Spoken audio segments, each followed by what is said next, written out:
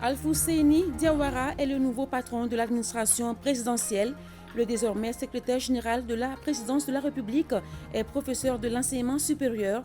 Pour en savoir davantage sur l'homme, Sori Ibrahima Keita est allé à sa rencontre. Un chien de 5 ans a reçu une dose de vaccin contre la rage ce matin. Par ce geste, le ministre de l'Élevage et de la Pêche donne le ton des activités de la Journée mondiale de lutte contre la maladie. La journée célébrée chaque 29 septembre est une occasion pour sensibiliser les propriétaires d'animaux domestiques sur l'importance de la vaccination. Elle peut sauver des vies. Keita se prépare pour la 52e édition du pèlerinage marial national. L'événement religieux se tiendra les 18 et 19 novembre 2023 sous le thème « Mali des croyants, reste un peuple, un but, une foi », un thème rappelé au cours de la première session ordinaire de l'année pastorale 2023-2024 de la conférence épiscopale du Mali qui a bouclé ses travaux ce vendredi à Bamako.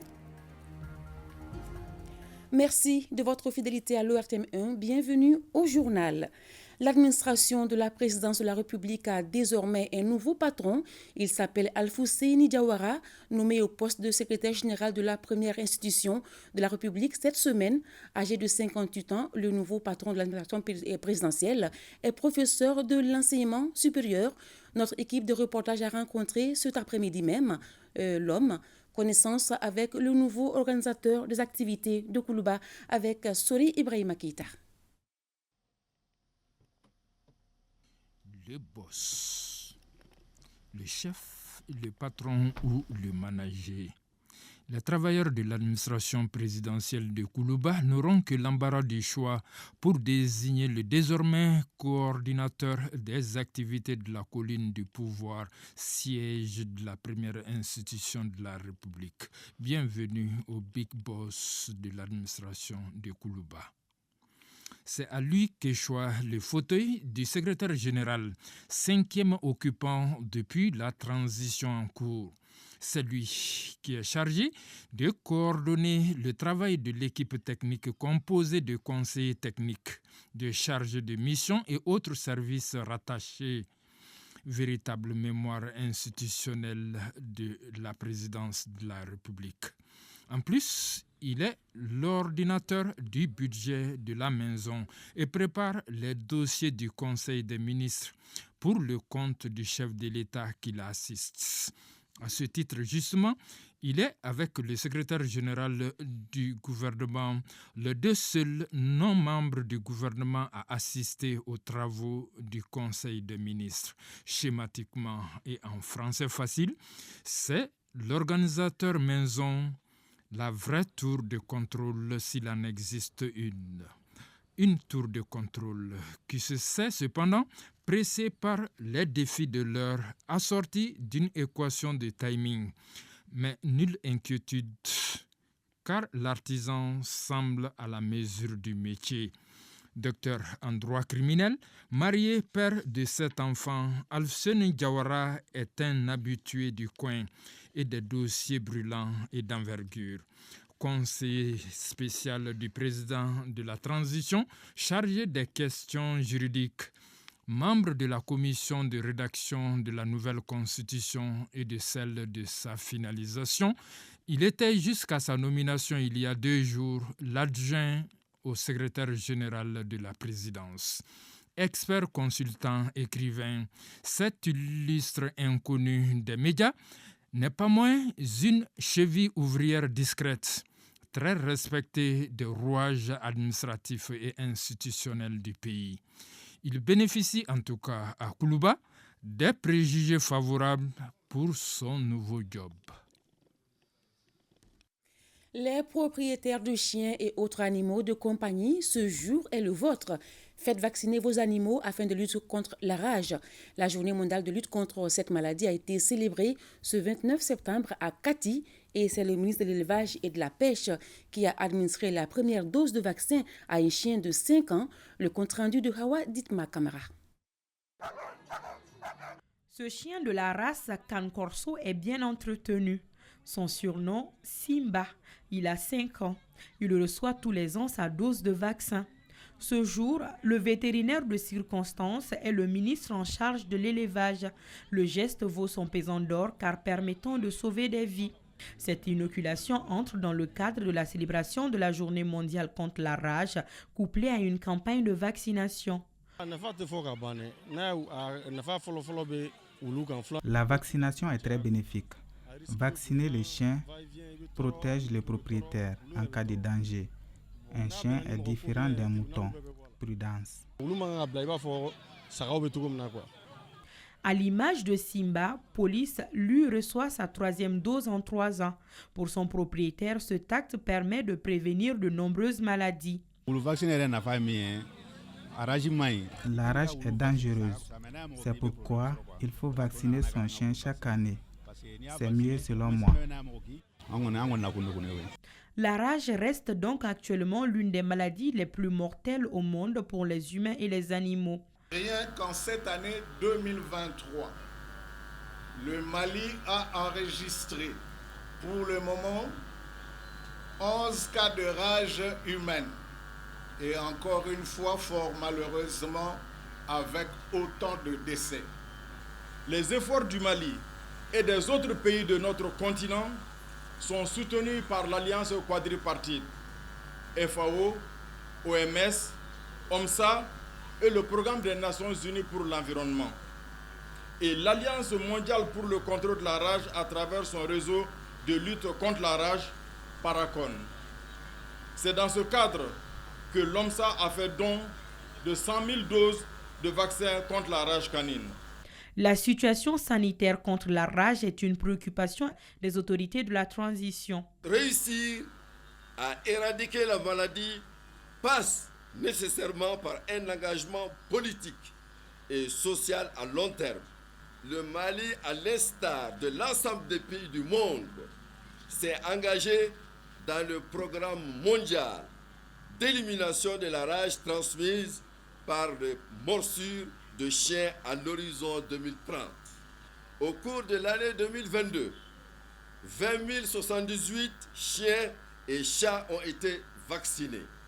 Dans la lutte contre la rage, chaque acteur compte et nous pouvons tous jouer un rôle crucial dans la préservation de la vie de milliers de personnes et d'animaux. Religion. Mali, des croyants, reste un peuple, un but, une foi. C'est le thème de la 52e édition du pèlerinage marial national.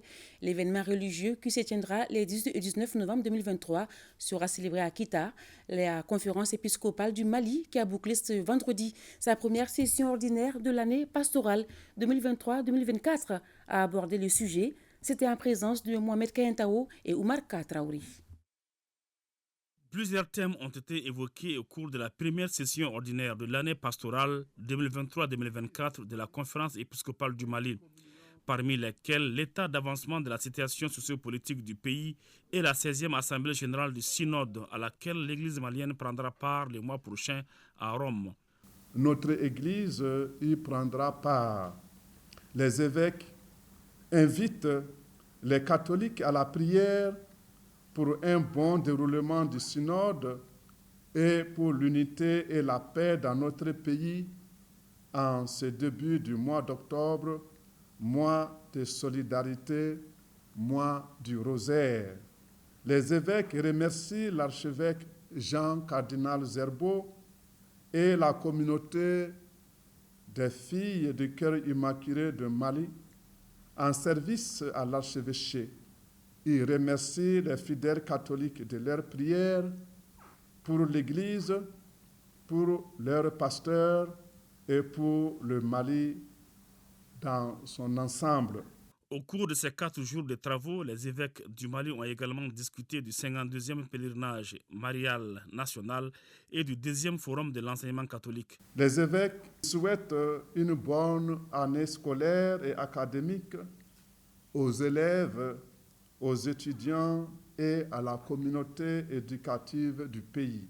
Les évêques ont été informés de l'état d'avancement des préparatifs du 52e pèlerinage marial national qui aura lieu les 18 et 19 novembre 2023 à Kita, sous le thème « Mali de croyants et reste un peuple, un but, une foi. L'objectif de ce thème, c'est de dire non au fait que la religion est utilisée comme une couverture pour des fins qui blessent le tissu social. Les participants ont enfin remercié le gouvernement à travers le ministère des Affaires religieuses, du culte et des coutumes pour sa disponibilité avant d'inviter les fidèles catholiques à prier pour le retour définitif de la paix au Mali. Lutte contre l'extrémisme violent dans le Sahel, le Mali, le Niger et le Burkina Faso s'organisent en réseau pour combattre le fléau. L'idée qui sera une réalité en octobre prochain vient d'être présentée au ministre en charge des Affaires religieuses par l'ONG Think Peace. L'initiative est soutenue par le FAMOC. Les explications de Boubacar Kanouti. L'ONG Think Peace multiplie les initiatives dans le cadre du combat constant contre l'extrémisme violent et du terrorisme. Ils sont venus porter en ces jours à la connaissance du ministre des Affaires religieuses, du culte et des coutumes le nouveau réseau Sahel qui engagera 3 pays, à savoir le Mali, le Niger et le Burkina Faso. Il s'agit de mettre en place un réseau des organisations de la société civile et des ONG sur la prévention de l'extrémisme violent et le terrorisme dans le Sahel, pour que nous puissions d'abord nous mettre ensemble à travers les activités pour que ces actions concertées puissent produire des effets au niveau de nos communautés. Les autorités maliennes sont en première ligne dans ce combat contre toute forme d'extrémisme violent et du terrorisme à travers le secrétariat permanent chargé des questions terroristes. Le ministre Koné s'est dit prêt à accompagner cette initiative prometteuse. L'ONG Think Peace est une ONG qui a toujours œuvré dans le sens de la paix pour le Mali. Donc cette nouvelle initiative ne nous étonne guère par rapport à cette alliance pour la mise en place des réseaux du Sahel pour la paix. La seule option aujourd'hui pour lutter implacablement contre l'extrémisme violent et du terrorisme est la mutualisation des efforts, martèle le coordinateur de l'ONG Think Peace, Abdoukola Bokoum. Le réseau des communicateurs patriotes pour le Mali, RCP Mali, était à Bassabougou, dans la commune rurale de Djiba, pour un week-end patriotique avec une conférence citoyenne sur la vision de la transition. La rencontre a regroupé les représentants des villages des 4 communes qui sont Daban, Djiba, Diabougou, Torodo et Khalifabougou. Il s'agissait pour le RCP Mali d'échanger avec eux sur la situation du pays, notamment la lutte contre l'insécurité, les initiatives des autorités de la transition et le programme d'action du réseau qui est dirigé par Seydou Traoré. Les membres du RCP Mali ont saisi l'occasion pour inviter les populations à soutenir les actions du président de la transition pour sauver le Mali. Après la conférence, le coordinateur du réseau a procédé au lancement de la coupe intercommunale Faso Nieta qui regroupe 24 villages des 4 communes. Remise de prix d'excellence aux premières au bac et au DF. C'est un geste de l'association dite Initiative Assistant Mfanyanama Kone, AIFK, à l'endroit des filles qui excellent dans les études. L'événement, qui est à sa 4e édition, s'est déroulé ce vendredi en présence du ministre de l'Éducation nationale. Reportage Koumba Sissé. Cela fait 4 ans que l'association Initiative Assistant Mfanyanama Kone, AIFK, encourage les filles qui excellent dans les études. Les premières nationales au bac et au DF de l'année académique 2022-2023 viennent ainsi de recevoir successivement un chèque de 500 000 francs CFA et de 250 000 francs et une attestation d'excellence. Elles ont également reçu un ordinateur de la part du ministre en charge de l'Éducation nationale. Un prix spécial a été décerné à Fanta Kone du lycée Notre-Dame, qui occupe la première place de la série TESCO. J'espère travailler dans la gestion des déchets et de l'environnement pour pouvoir transformer notre Mali en un endroit plus sain et où il fera bon vivre pour tous les Maliens. À votre jeune âge, vous voici déjà solide promesse de futures ressources humaines de grande qualité pour notre pays, le Mali. La voie royale de la réussite que vous avez si brillamment ouverte vous propulsera, j'en suis sûr, toujours plus haut. À travers cette initiative, les membres de l'association veulent immortaliser leurs anciennes camarades de classe, fait Assita Fanyana Kone. Assita Kone était une élève exceptionnelle, brillante, disciplinée. Elle a toujours été majeure de sa promotion. Assita était non seulement un exemple, mais plusieurs valeurs faisaient d'elle le modèle à suivre. Les femmes de l'IFK ont rendu un vibrant hommage à 2 de leurs enseignants du second cycle à la retraite en leur remettant une attestation de reconnaissance. Il s'agit d'Essieu Magna Roger Diallo et Fankere Eric Chenou. L'association IFK accompagne également les filles dont les parents ont un revenu faible. Éducation toujours. L'ouverture des classes, parlons-en. Elle arrive à grands pas, changeant ainsi l'ordre des dépenses familiales. La priorité est donnée aux enfants scolarisés. Le sac, les cahiers, les stylos, les livres sont entre autres articles à payer. Comment les parents et vendeurs de fournitures s'organisent pour l'occasion? Awa Adama Koulibaly, Mamadou Sidibé et Adama Traoré nous expliquent. L'heure est au compte scolaire. Chaque année, c'est la dépense incontournable pour les enfants. C'est bientôt la rentrée, donc on est venu pour acheter les fournitures pour à peu près 4 enfants. Je suis là pour les fournitures des enfants, les livres de grammaire, français, maths, un peu de tout. Menu pour la plupart de listes, chaque détail compte. Des livres pour les enfants, 3e année, 5e année et un qui doit faire le second cycle, la 8e. Ensuite, les toutes petites filles qui doivent faire le jardin d'enfants.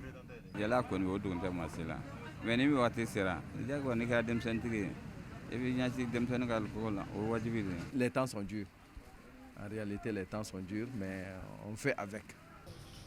Pourtant, côté prix, les parents ne se plaignent pas. Ils trouvent au contraire les offres raisonnables.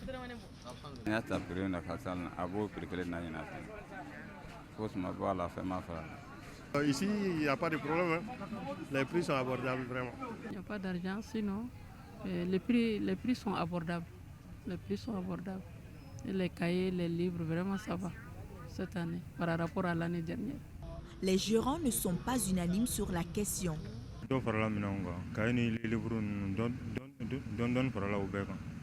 Aoutoumbe, 200 pages paquet d'Idjoula. Mais ça va alhamdoulilah sugu ka fisa kosɛbɛ mais client dɔw bɛ na fɛn bɛ gɛlɛya u ma dɔɔni parce que o bɛ dépend ɔkɔlisow cogoya de la ɔkɔli privé n'u ka prix do gouvernement fana n'a ka prix do mais tiɲɛ na gouvernement de ka côté la ni tɔɔrɔ fɛ o prix ka di ni privé ka prix. Si le marché d'Ibida est bon de demande, cet autre lieu est désert. 6 heures après l'ouverture, pas un seul client à l'horizon. Il est pratiquement 11 heures, il n'y a personne. Donc cette année, c'est très très compliqué. Par rapport à l'année passée, en tout cas, à cette période, le magasin grouillait de clients. Au mois d'août passé, on avait même fait une promotion sur les sacs pour les casser carrément de moitié. Donc on a pu vendre un peu. Cette mamie est aussi soucieuse de l'année scolaire de ses petits-enfants. Elle épaule ainsi ses 10 enfants. Le nombre de 10, je paye pour aider les parents à supporter les autres dépenses. Quand on veut la qualité, les prix sont toujours abordables. Que les niveaux reviennent, vraiment. Les quelques jours restants sont mis à profit par les parents d'élèves et commerçants pour garantir une meilleure rentrée scolaire aux apprenants. 28 septembre 1958, 28 septembre 2023, le nom historique du peuple de Guinée face à la France a 65 ans. Le 2 octobre 1958, la Guinée prend son indépendance. Ce matin, l'ambassadeur de la Guinée au Mali a procédé au lancement des activités de la commémoration qui va durer 4 jours à travers plusieurs activités. 65 ans, un devoir de mémoire, mais aussi de souvenirs. Le reportage est signé Alpha Maïga. C'est dans la cour de la résidence de l'ambassadeur de la République de Guinée à Bamako au Mali que les 2 hymnes des 2 pays sont entonnés.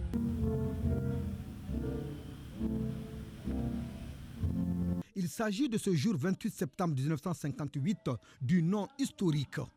Et quelques jours après, le 2 octobre, la Guinée prend son indépendance, le premier pays de l'Afrique française subsaharienne à le faire. Le 28 septembre 1958, le peuple de Guinée a dit non au référendum et a choisi librement sa voie dans la dignité et la souveraineté pour que naisse une Guinée nouvelle et indépendante. Nous sommes aujourd'hui au Mali. Le 22 septembre dernier, la République du Mali a fêté l'an 63 de son anniversaire. Le gouvernement du Mali en a voulu que ce soit dans la plus grande sobriété, compte tenu de la situation sécuritaire qui sévit dans ce pays. C'est pourquoi, au niveau de l'ambassade, en concertation avec le bureau de la coordination, on a voulu que ces cérémonies soient sobres pour marquer de notre solidarité, comme ça a toujours été le cas, au peuple frère du Mali. Tour à tour au pupitre des témoignages qui ont mis en relief la citation du père de l'indépendance de la Guinée, Feu Ahmed Sékou Touré, à savoir « Nous préférons la liberté dans la pauvreté à la richesse dans l'esclavage ». Bonne fête d'indépendance à la Guinée. Le secrétaire général du ministère de la Santé a présidé hier l'ouverture des travaux de la 16e journée scientifique du SINAPO, syndicat autonome des pharmaciens d'officine privés. Les débats seront essentiellement basés sur la grille salariale, les primes et le bulletin de salaire. Reportage Youssouf Diakité. 16e journée du syndicat autonome des pharmaciens d'officine privée, un espace de dialogue, d'échange et de communication permettant d'aborder les questions sur les conditions du travail des officines privées en général. Les débats sont essentiellement focalisés sur la convention collective, le bulletin de salaire et le contrat de travail. Donc, journée. Cette année, la journée porte essentiellement sur les relations entre les travailleurs des officines privées et leurs employeurs, les primes, leurs congés, leur évolution de façon générale. C'est ce qu'on a décidé cette année comme thématique à débattre. Dans son intervention, le secrétaire général du ministère de la Santé, président de la cérémonie, a réitéré l'engagement du gouvernement à soutenir la démarche de SINAPO. Vous pourrez probablement résorber une partie du chômage en encourageant l'assistanat des jeunes pharmaciens et contribuer à adoucir le temps d'attente des pharmaciens après leurs inscriptions à l'ordre. Pour rappel, le président de la transition a relancé l'usine malienne des produits pharmaceutiques afin d'assurer la souveraineté pharmaceutique. Votre soutien est évidemment attendu. À la fin des travaux, des recommandations sont formulées allant dans le sens de l'amélioration des conditions de vie des promoteurs et des travailleurs des officines privées. Restons avec les acteurs de santé. Le syndicat national des pharmaciens du Mali, SINAPHAM, a remis des kits de transfusion sanguine et réactifs au Centre national de transfusion sanguine, CNTS, en soutien aux forces armées maliennes. Cette donation se situe dans le cadre de la commémoration de la Journée mondiale des pharmaciens le 25 septembre 2023. Maïmouna Doumbia. Ces kits de transfusion sanguine viennent en aide aux patients en besoin de sang. Si chacun se lance dans ce élan de solidarité, on pourrait faire bouger les lignes pour aider le CNTS à accomplir pleinement ses missions, au grand bonheur des différents bénéficiaires qui sont les patients. Cette journée vise à sensibiliser les gens afin de les amener à acheter les médicaments à la pharmacie pour prendre soin de leur santé. Nous, SINAPHAM, osons espérer que ce don d'une valeur d'environ 4 millions de francs CFA apportera un soulagement pendant cette période de grande consommation en produits sanguines, surtout en pédiatrie. Selon le président de l'Ordre des pharmaciens du Mali, ce geste est patriotique et s'inscrit dans la dynamique d'aide au gouvernement et qui aura un impact positif sur la prise en charge de toutes les activités du CNTS. Le syndicat national des pharmaciens pense que chacun de son côté peut aider, c'est-à-dire que les populations peuvent aider les Maliens, peuvent aider nos braves soldats et à travers les moyens qu'ils ont à leur disposition. Pour un rappel, la journée dédiée aux pharmaciens est l'occasion de saluer leur travail et leur engagement au service des patients, mais aussi de faire le point sur l'évolution de ce métier. L'agriculture se modernise de plus en plus au Mali. GBTEC vient de lancer une solution automatisée de l'agriculture qui permet aux acteurs de contrôler leurs champs à distance, une invention 100% malienne. L'initiative est soutenue par la GIZ. Youssouf Diakité. Ceci est une bonne nouvelle pour le secteur agricole. La modernisation du secteur tant attendu est désormais une réalité grâce à l'entreprise Global Business Technology. GBTech vient de mettre sur le marché son produit Adari qui permet tout simplement de contrôler son champ à distance. Ces solutions permettent aux agriculteurs lambda, avec des cartes magnétiques, de pouvoir avoir l'humidité du sol avant de pouvoir prendre une action. Donc cet équipement est très efficace pour permettre aux femmes, parce que c'est le monde rural qui nous nourrit. Donc c'est le monde rural aussi qui assure tout ce qui est tâches ménagères. Donc avec ces petits outils technologiques, ils peuvent savoir est-ce que mon sol a besoin d'eau. Cette invention est rendue possible grâce à GIZ à travers un appel à candidature lancé pour les pays de la CEDEAO. 800 candidatures enregistrées au départ et 20 retenues au finish, parmi lesquelles GBTech, constituée essentiellement de jeunes ingénieurs maliens. La société GBTech a été retenue parmi les 20. C'est la seule équipe qui a été retenue, qui est allée jusqu'au bout du processus. Donc c'est déjà montrer un peu l'intérêt de leur travail. Global Business Technology, c'est comme l'agriculture à portée des doigts. La physionomie de la campagne agricole au titre de l'année 2023 dans la région du Koulikoro est bonne et la situation phytosanitaire est calme. C'est ce qui ressort de la visite du terrain du gouverneur des régions dans le cadre du suivi de la campagne agricole. Le compte rendu de Djemba Moussa Konaté avec la voix de Ousmane Kouita.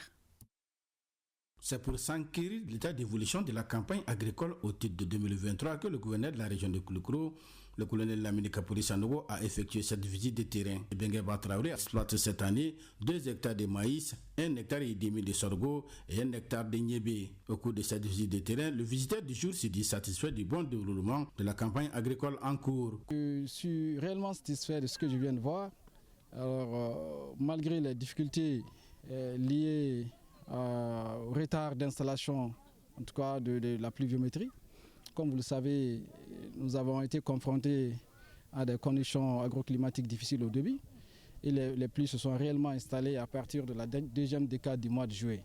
Donc ça a joué sur les cimées à temps. Qu'à cela ne tienne, les plus autorités se sont engagées à accompagner les producteurs, à mettre à leur disposition des matériels agricoles adéquats et aussi à mettre à leur disposition des engrais minéraux et organiques. Pour Bengueba Traoré, la réussite de la campagne est due à l'adoption des innovations, l'anticipation sur le calendrier agricole, la collaboration avec l'encadrement entre autres. Mon secret, c'est l'anticipation sur le calendrier agricole. J'ai également suivi à la lettre les conseils des encadreurs.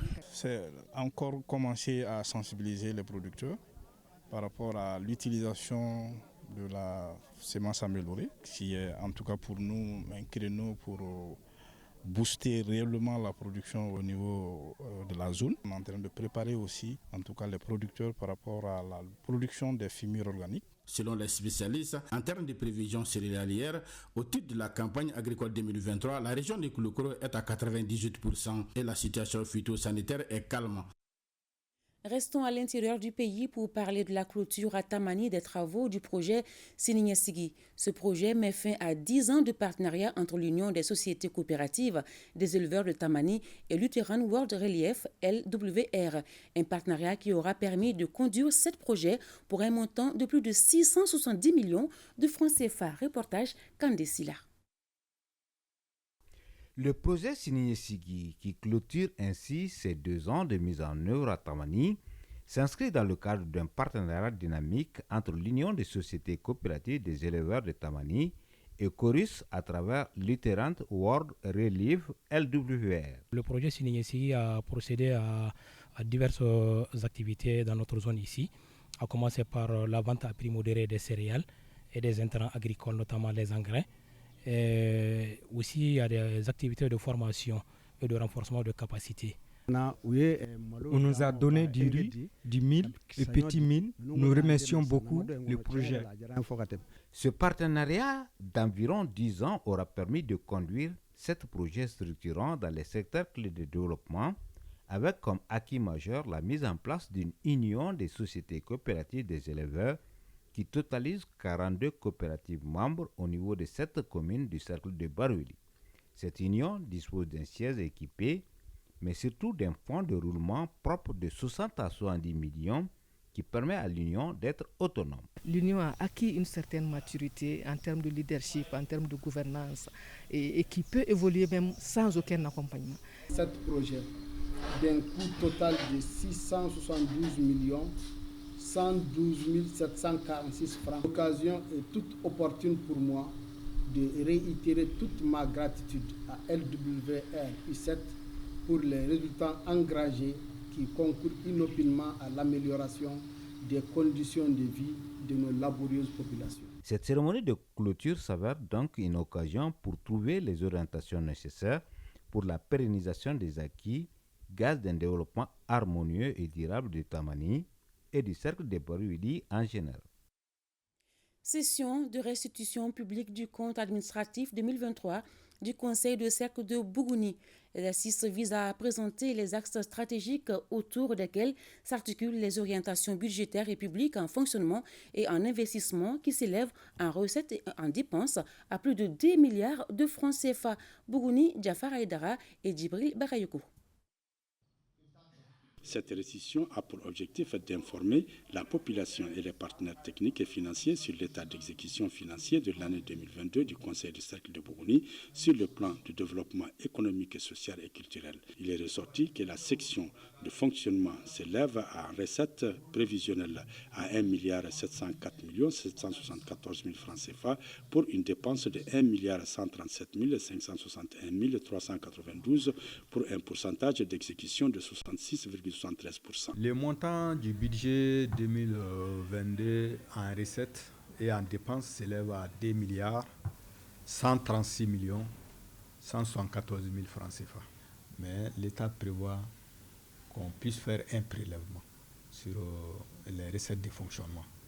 Donc un prélèvement dont les taux varient. Les taux, il faut en tout cas les 20% des recettes propres.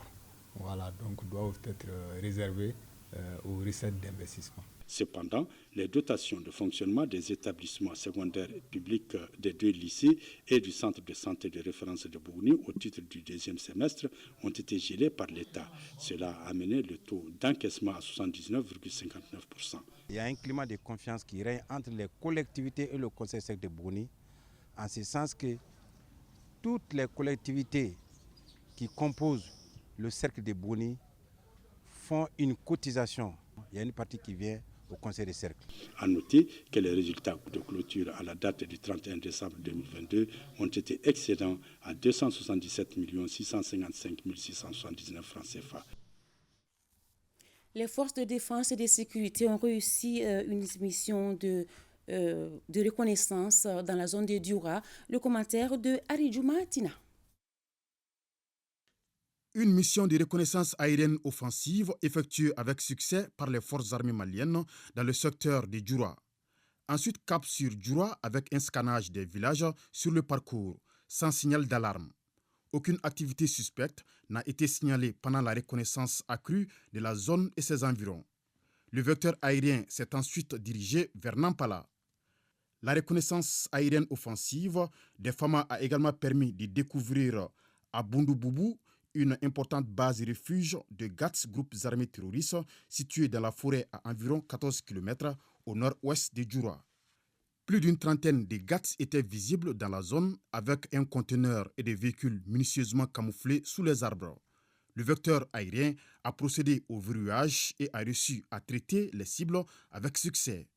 Les éléments GATS traités ont été détruits et l'observation des activités a continué dans la dite base.